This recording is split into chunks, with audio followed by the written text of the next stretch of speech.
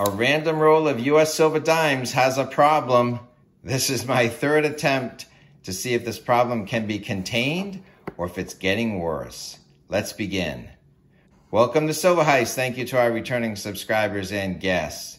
In this video, we're going to look at a new purchase, a random roll of 90% silver dimes that I just purchased from APMEX. It looks to me that premiums on constitutional silver are down a lot across the board, and APMEX is quite competitive with this type of silver compared to the other online dealers. At the end of the video, I will even show you my receipt.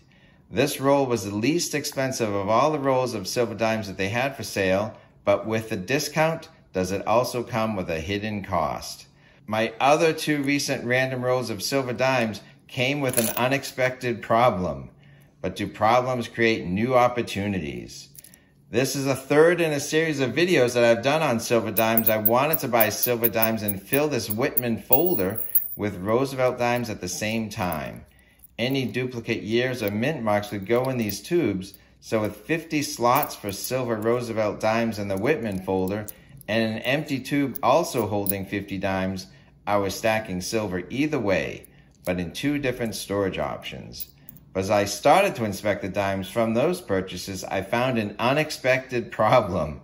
The first roll had 10 problems, and the second roll had 7 problems.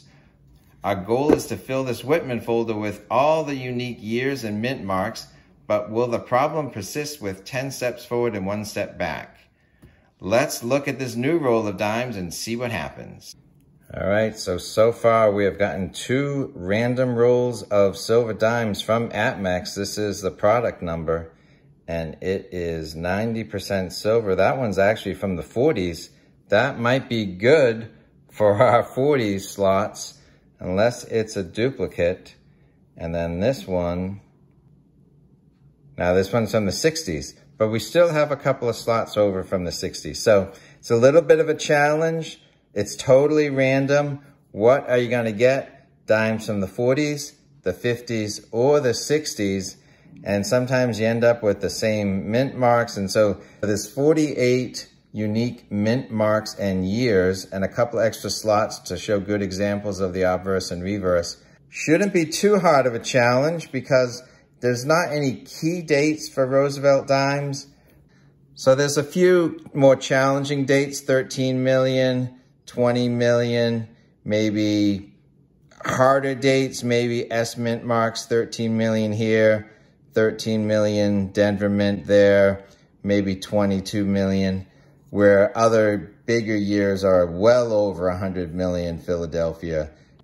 It's definitely going to take quite a few of these random rolls to fill this Whitman folder, but the unexpected problem inside these rolls has been 10 steps forward, 1 step back. So let's see how we do with this one.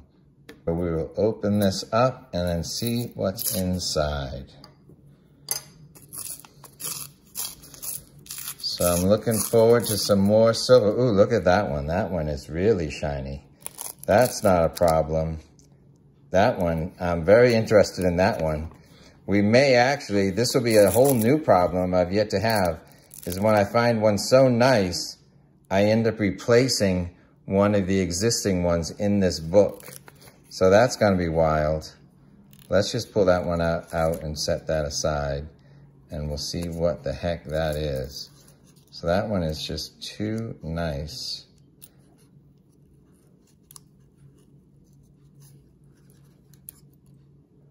Let's just put that right here for now and then see what the heck that is. Ooh, that's a nice one. Well, let's open the rest of this up. Then I'll sort these into piles of 40s, 50s, and 60s. Oh, there's a problem right there. We're going to look at these problems in much more detail. Okay. So all silver. Some of the edges are shinier than others. Some are a little old. This one's beat up. This one's beat up. Oh yeah, that's a problem. We'll see how many problems we have here.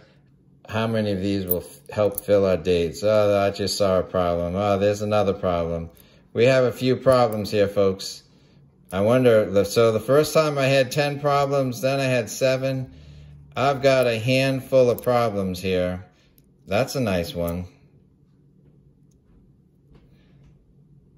1964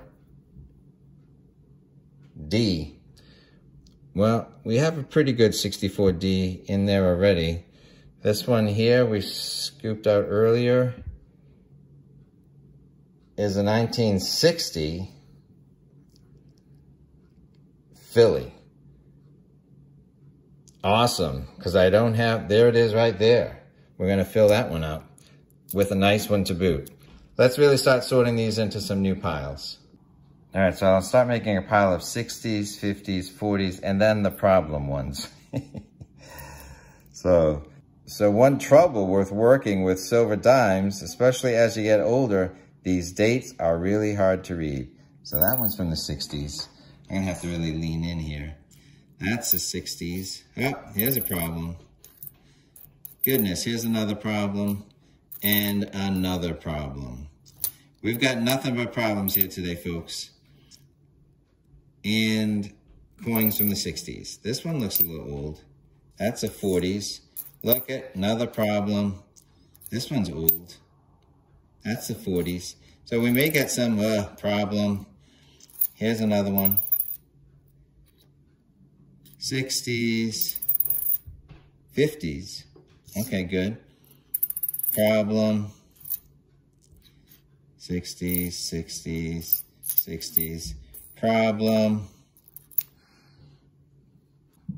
Okay, I have to bring out the magnifying glass. That's 50s. So it's not, the problem, it's not necessarily with the dimes, it's my eyesight, but there's a problem. Even my bad eyes can see those problems. Oh my goodness. Okay, 60s, there's another problem. Here's another problem. I got lots of problems today, folks. I don't know about you. There's a nice one from the 50s. Look, another problem. Here we go. Yeah, just plain old 60s. 60s, problem. 60s, problem. 60s, another problem. This might be a record. This one's nice.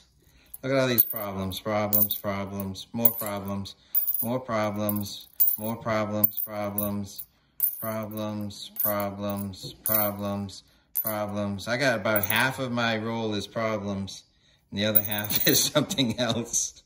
Oh my goodness, what is this one? This is the 50s. So look at that. Look at all those problems over there. I'll have to double check. Oh, wait a minute, that's not a problem. That's in the wrong pile. That's a D, is it? Yes, that's a D, 60s. All right, so we have some from the 60s, very few from the 50s, very, very few from the 40s, but they might be the ones we want. And look at all these problems we have over here. How am I going to fill this Roosevelt book with silver dimes when I have all these problems? I'm excited that APMEX is an ongoing sponsor of my YouTube channel. I do have an affiliate link where you can buy silver dimes or any other collectible coins from APMEX at no additional cost than going to APMEX's website directly. This low mintage bunker bullion Washington praying at Valley Forge silver round is now available for sale at APMEX. You can add a special one-time use coupon code Heist at the checkout to receive a small discount on your next APMEX order. It helps out the channel when you use the link. It's a win-win. Details in the description below. So when you're trying to fill a Whitman folder with random Roosevelt dimes and you end up with a bunch of problems, what are you to do? Well, sometimes a problem creates a new opportunity. To demonstrate that, I try and read every comment, but also pay attention when someone makes a good point. On my recent video where I was trying to fill this Roosevelt dime folder, a frequent commenter, Don't Ask, pointed out, time for a Winged Liberty book. Have I taken my commenter's good advice? More on this later in this video. So if you think I have problems today, these are the problems from 2 other times that I've done this. So these problems are really stacking up. What's your opinion on Mercury Dimes? As you continue to watch this video, leave a comment below just like the poll question. 362 votes from a recent poll of my audience. 73% love Mercury Dimes. 11% prefer Roosevelt silver dimes because worn-out Mercs lose silver weight. And 15% don't like constitutional silver at all, and they prefer 999 silver or higher. Stay towards the end because I'm going to compare Mercury Dimes to Roosevelt Dimes. So if you had an equal amount of Roosevelt Dimes and Mercury Dimes and they were side by side, because the Mercury Dimes tend to wear out, would you actually end up with a smaller stack? Stick around, we'll take a better look at all these problems and see how many we truly have. But in the meantime, this is why I was here, was for this solution. I've been collecting silver dimes since I was a 3rd grader. This back row is silver dimes that I got way back when I was in 3rd grade. So now I'm duplicating that effort by getting a brand new Whitman folder. So now with 3 rolls of silver dime under my belt, they're either in here, in these 2 tubes, or the ones we just opened today, or in this tube of problem coins. So I think we found a couple from the 40s and the 50s, and there may actually be something in the 60s we still need. This was the challenge I set out, was to fill this book with random silver dimes and see how many rolls it takes. So let's see how we're doing after roll number 3. All right, our 2 coins from the 40s don't have any mint marks. And when we look at our book, we already have the 46 and 47. So those are gonna go into the stack tubes instead. And then from the 50s, we have 5. This one's really beat up. That's going in the stack anyways. I'm not putting that in the book. But let's see these other ones. All right, so this one's a mint mark. This one's D, and it's 53. Excellent. We need that one. These others, this one's kind of nice. We got a 52, a 56, and a 51. 51, 52, 56, which we have. So 52, 51. Now, this one's a D, actually. This is 56D, but we have that one. All right, so that's for the stack. Okay, so these are the really nice ones. We have a 64, a 60, and another 64, and then one of them was a D. 2 are Ds. Maybe both of these are Ds. So both of those are Ds. Let's pick the nicest one, 64, 64. Both pretty nice. We'll just pick this one, 64D. So this one wasn't bad, but the other one is way better. So we're gonna just pop this out. So that's going back into the stack, and this one's going in. Okay, so we still have a pretty good pile of 60s, and we still have a few slots, so let's see if we've got the ones that we want. Otherwise, they're going in the tube. All right, so my eyes deceive me. The 60s are only from here down. So with this nice one, we're just looking for 62. And we have all of these dimes to look for to get a 62 Philly. All right, so we don't need 64. We don't need 64. We don't need 63.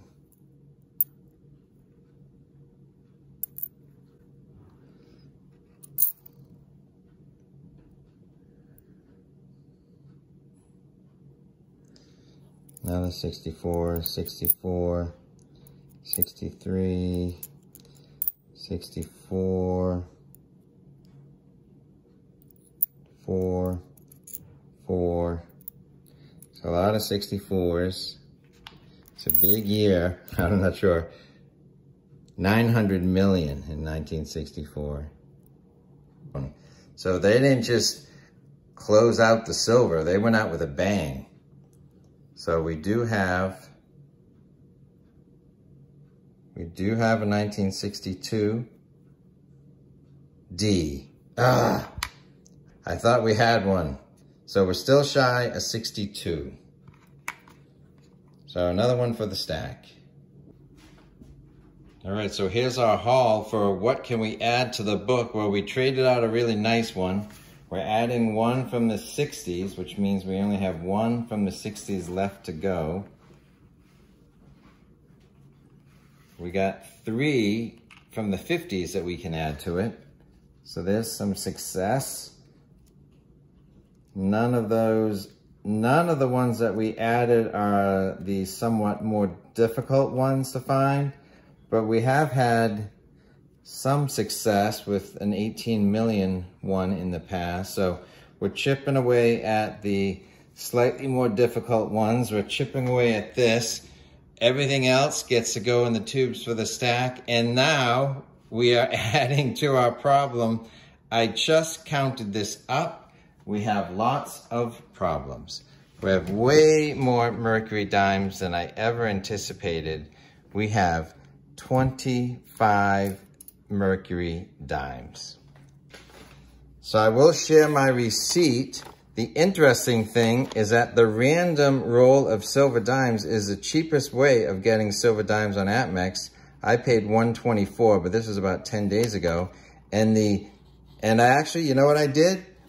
I anticipated that I would move in this direction, so I bought a dedicated roll of silver dimes. This is nothing but Mercury Dimes, a dedicated roll of Mercs. So that is exciting. But look at all the ones I have to work with just right there. So the Mercury Dimes, when you know that's what you're getting, they cost more.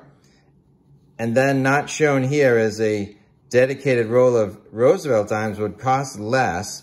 But the cheapest way of getting silver dimes at APMEX is to get a random roll. So you could get mostly Roosevelt Dimes and a few Mercury Dimes like I did in the past. But in this roll, where is it? In this most recent roll, half of them were Mercury Dimes. Crazy. So every problem has a solution, or every problem creates a new opportunity. So let me carefully open this up, because this may be my solution to my Mercury Dime problem. Here we go.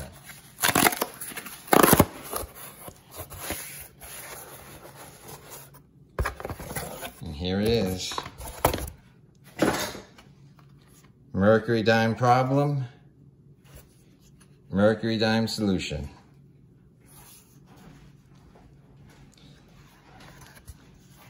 So look at this. Look at how many Mercury Dimes there are to find out there. Quite a few Mercury Dimes. I'll have to look into this and see what we have. So we have a head start on this for sure from the first couple of rolls. Then we've got a huge leg up on this other one. And now I've bought one dedicated roll of Mercury Dimes. So hopefully between all of these, we can put a dent into this book. So with all the Mercury Dimes we just found, let's get them in our roll. So there's 25 here. There was 17 before. So that means there are 42 out of 50 in this roll, in this tube. Now, we'll take a look at these more in the future. So all of these Mercury Dimes just came from this random roll just now. So the problem with a random roll of dimes is, one, it's a young man's game because these dates are really hard to see. Ooh, 1929, so that'll be interesting. Can't wait to start this book. And let's take a look at one more.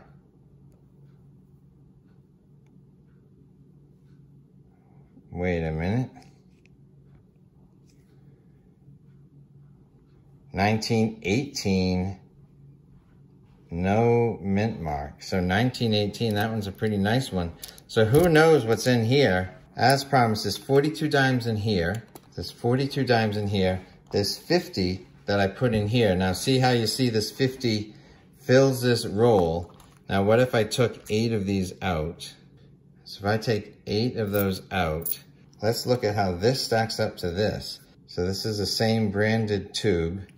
All right, so I bought random silver dimes to fill the Whitman folder, but I ended up with a lot of unexpected problems, a lot of Mercury dimes. So when you get Mercury dimes and you weren't expecting it, do they actually make a smaller stack? So I found 42 Mercury dimes so far, so I put 42 in a tube, and I put 42 Roosevelt dimes in a tube, and when you stack them up side by side, looks like you get the equivalent of one less silver dime because they're thinned out. And this one, don't forget, actually, see the Mercury dime on the left is all mutilated, so if we eliminated that, if that one was more flat, it's almost like we're missing 2 silver dimes. So that's why people in the poll were not fans of Mercury dimes, because they think that it doesn't quite add up because they're worn out. But I like the history, I like the design, so I don't see getting 42 Mercury dimes in a random roll as a problem. I don't see getting 25 Mercury dimes in a single random roll of 50. Not a problem at all for me. And one of them was a 1918, so that's pretty cool. So when you compare Mercury dimes to Roosevelt dimes, they don't quite add up the same in terms of height, which height is going to equate a little bit to weight. So the weight is definitely less. If the height's less, the weight is definitely less. Okay, so where do we stand? The first roll a few weeks ago, I got 7 Mercury dimes unexpectedly. Then I got 10. And now in this one, I got an amazing 25. In our book, we added 4 new dimes to our book. So we have 27. We're more than halfway there in our Whitman folder. I was optimistic I would have some new problems, but I never thought I'd get this many in 3 rolls. So before I got the 3rd roll in, I bought a whole roll of Mercury dimes from APMEX. 50 random Mercury dimes to go along with our 42 that we have. So when you have a Mercury dime problem, you come up with a Mercury dime solution. So to see me start to fill this Mercury dime folder, not only with the Mercury dime problems I've been finding, but this brand new roll of random dedicated Mercury dimes, please subscribe, hit the bell notifications, and stay on the lookout for the exciting conclusion soon. Please give this video a thumbs up. Thanks for watching.